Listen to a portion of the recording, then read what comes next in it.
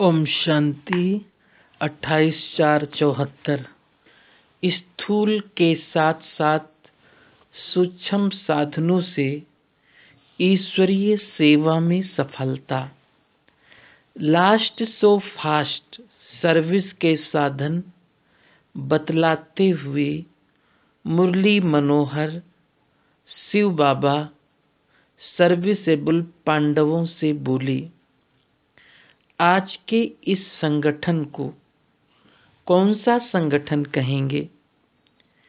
इस संगठन की जिम्मेवारी की विशेषता क्या है?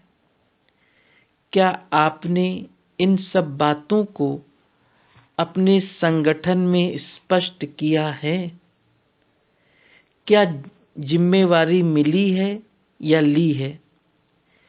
क्या अपनी स्थिति को उच्च और परिपक्व बनाने की जिम्मेवारी मिली है या ली नहीं है? क्या ऐसा मानते हो कि मेमोरेंडम बनाने की जिम्मेवारी ली है और अपनी स्थिति बनाने की जिम्मेवारी मिली है? आजकल के समय के अनुसार मुख्य जिम्मेवारी कौन सी है? ईश्वरीय सेवा के तो भिन्न भिन्न साधन और स्वरूप होते जा रहे हैं और आगे चलकर भी होंगे, लेकिन लास्ट इज फास्ट का साधन और स्वरूप कौन सा है? विचार तो बहुत अच्छे निकले हैं, बोर्ड भी लगावेंगे, फिल्म भी बनावेंगे, मेमोरेंडम भी बनावेंगे, शमशान और गांव में भी जाएंगे, ये सब ज्ञापन तो करेंगे ही, लेकिन अपने मस्तक पर कौन सा बोर्ड लगाएंगे? अपने इस मुख द्वारा व स्वरूप द्वारा विश्व की हर आत्मा को कौन सा और कैसे मेमोरेंडम ज्ञापन देंगे?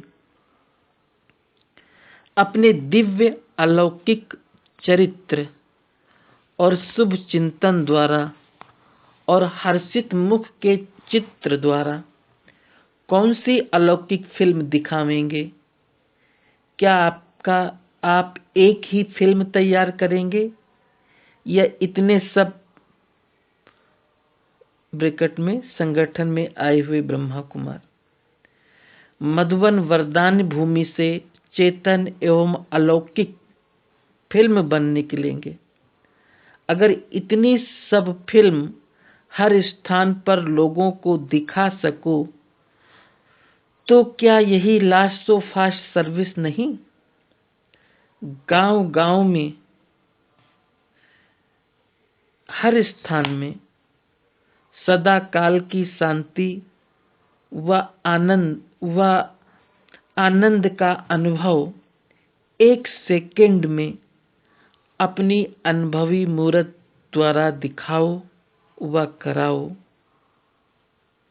तो क्या ये कम खर्च बाला नसीन सर्विस नहीं? सपूत बच्चों का, सहयोगी बच्चों का और सर्विसेबल बच्चों का हर संकल्प, हर बोल और हर कर्म में यही फर्ज और यही एक सबसे बड़ी जिम्मेवारी है। आप पांडवों का संगठन अथवा निमित्त बनी हुई आत्माओं का संगठन सिर्फ स्थूल सर्विस के साधन इकट्ठे करने या उन्हें प्रैक्टिकल में लाने तक नहीं है। स्थूल साधनों के साथ साथ सूक्ष्म साधन और प्लेन के साथ साथ प्लेन स्थिति और स्मृति रहे। इन बातों को अपनी जिम्मेवारी समझकर चलना अर्थात कर्म करना है। जो भी यहाँ बैठे हैं वो सब इन बातों की जिम्मेवारी अपने को निमित्त समझ उठावेंगे तो क्या विहंग मार्ग की सर्विस का रूप नहीं दिखाई देगा? जैसे ईश्वरीय सेवा केंद्रों पर टीचर्स और मुख्य आत्माएं हर कार्य की जिम्मेवारी के लिए निमित्त हैं, वैसे ही क्या आप अपने को इतना जिम्मेवार या निमित्त समझते हो? जैसे हर ईश्वरीय मर्यादा को पालन करना और कराना टीचर्स की एक जिम्मेवारी है, क्या आप अपने को हर ईश्वरीय मर्यादा के अंदर चलने के निमित्त समझते हो, या ऐसा मानते हो कि ये टीचर्स और दीदी दादी का ही काम है?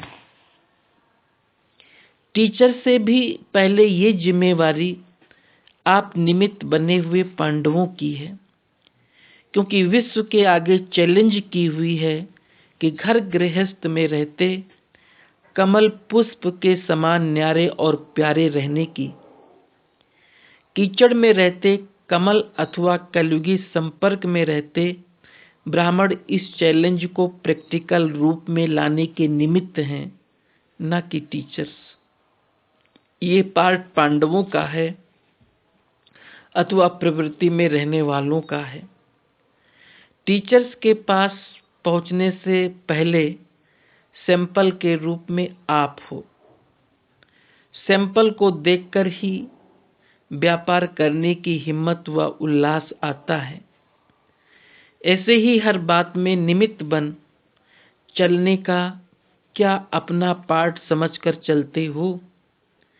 कई टीचर्स के पास आते हैं, सुनने के बाद पूछते हैं कि ऐसा कोई प्रत्यक्ष रूप दिखाओ, ये संभव है अथवा नहीं, इसकी मिसाल मांगते हैं। तो टीचर्स से ज़्यादा रिस्पांसिबल कौन हुए?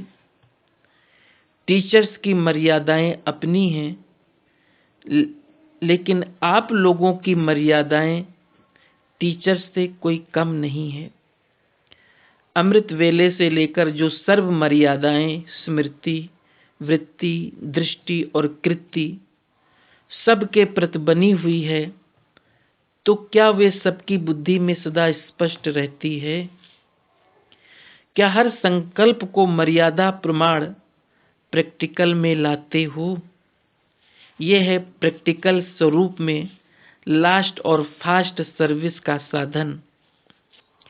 पहला चैलेंज जो आज तक न कोई कर सकते हैं और न करेंगे, वो फर्स्ट चैलेंज कौन सा है? फर्स्ट चैलेंज है प्योरिटी का। संपर्क और संबंध में रहते संकल्प में भी इसी फर्स्ट चैलेंज की कमजोरी ना हो। फर्स्ट वायदा कौन सा है? वो यही है ना कि और संग तोड़ एक संग जोड़ेंगे, अथवा तुम्ही से खाऊं तुम्ही से, अथवा मेरा तो एक दूसरा ना कोई। बात तो एक ही है। जो फर्स्ट वायदा और फर्स्ट चैलेंज है, वे दोनों एक दूसरे से संबंध रखते हैं। इन दोनों के ऊपर कितना अटेंशन रहता है, इस पहली बात का ही टेंशन रहता है। इसी युद्ध में तो महारथी होना, इसी युद्ध में तो महारथी नहीं होना। महारथी का अर्थ टेंशन में रहना नहीं है, बल्कि सदा अटेंशन रहे। सबसे पहला प्रभाव इस विशेष बात पर है, क्योंकि यही असंभव को संभव करने वाली एक बात है। क्या पहला प्रभाव करने की पॉइंट मजबूत है, या अब तक भी संस्कारों से मजबूर हैं? जो स्वयं के भी संस्कारों से मजबूर हैं, वे अन्य को उनकी मजबूरियों से स्वतंत्र कर सकें, ये सदा काल के लिए नहीं हो सकता।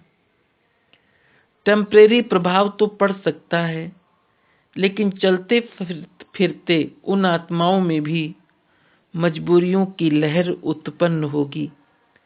इसलिए इस संगठन की जिम्मेवारी सबसे पहले ये है,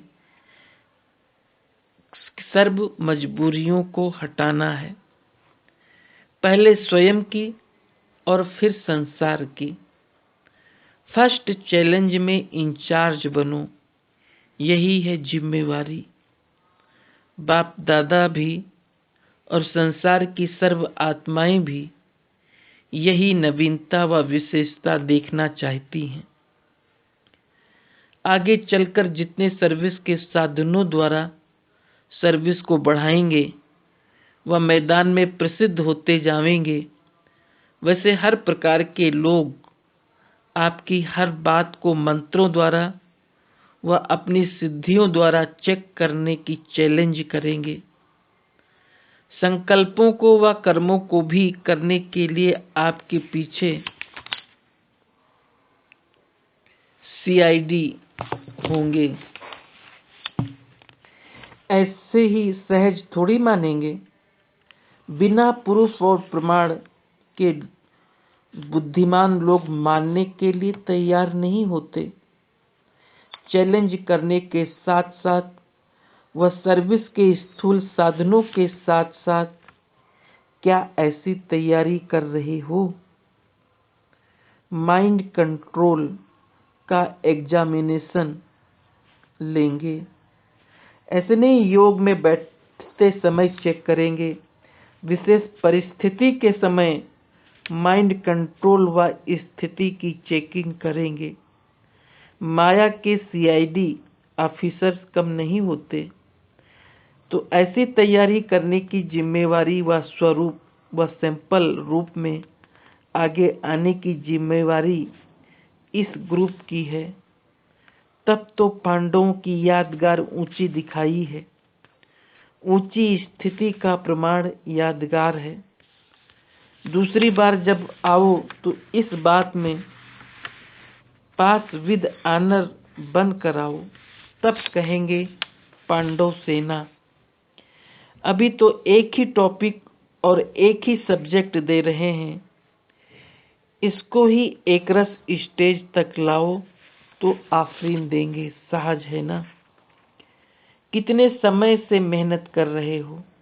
जन्म से। जो जन्म से ही प्रयत्न में लाने वाली बात है, क्या वो मुश्किल लगती है? औरों को कहते हो अपना जन्म सिद्ध अधिकार प्राप्त करना क्या मुश्किल है? ऐसे ही ब्राह्मणों का पहला धर्म और कर्म जो है वो करना क्या ब्राह्मणों के लिए मुश्किल है? मरजीवा बन गए हो ना, या मरकर जिंदा हो जाते हो। मरना शूद्रपन से है, जीना ब्राह्मणपन में है। ये ब्राह्मणों का अलौकिक जीवन है। ब्राह्मणों को कुछ मुश्किल होता है क्या? ब्राह्मण जीवन के जीदान का आधार कौन सा है? मुरली। पढ़ाई का भी आधार है मुरली।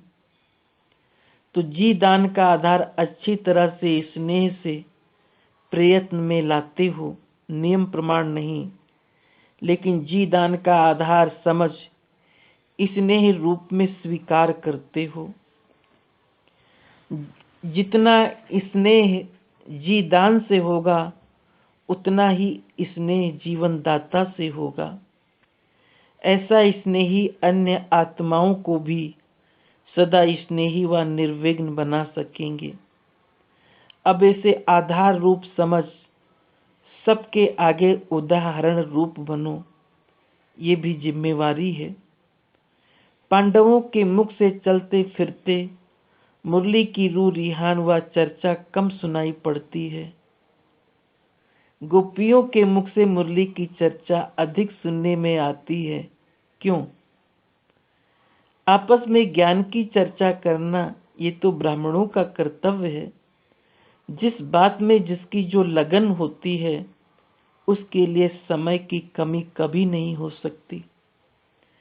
तो इन दो बातों पर ध्यान रखो। एक तो है प्योरिटी, दूसरा जी दान का महत्व। सूक्ष्म साधन के लिए अलग समय की आवश्यकता नहीं है। जैसे दुनिया के लोगों ने गृहस्थ और आश्रम को अलग कर दिया है और आप लोग दोनों को मिलाकर एक करते हो। वैसे स्थूल और सूक्ष्म साधनों को अलग करती हूँ, इसलिए प्रत्यक्ष फल नहीं मिलता। दोनों ही साथ साथ होने से प्रत्यक्ष फल देखेंगे। वाणी के साथ मनसा चाहिए और कर्म के साथ साथ भी मनसा चाहिए, क्योंकि अभी लास्ट टाइम है ना। लास्ट टाइम में जो भी श्रेष्ठ अस्त्र शस्त्र होते हैं वे सब यूज किए जाते हैं। अगर ये सब पीछे करेंगे तो टाइम बीत जाएगा। जब अष्ट शक्तियों को साथ साथ सर्विस में लाओगे तब ही अष्ट देवता प्रसिद्ध हो जाएंगे, अर्थात स्थापना का स्वरूप स्पष्ट दिखाई देगा। ऐसे नहीं कि पहले स्थूल करके फिर पीछे सूक्ष्म करेंगे, नहीं, साथ साथ के सिवाय सफलता नहीं।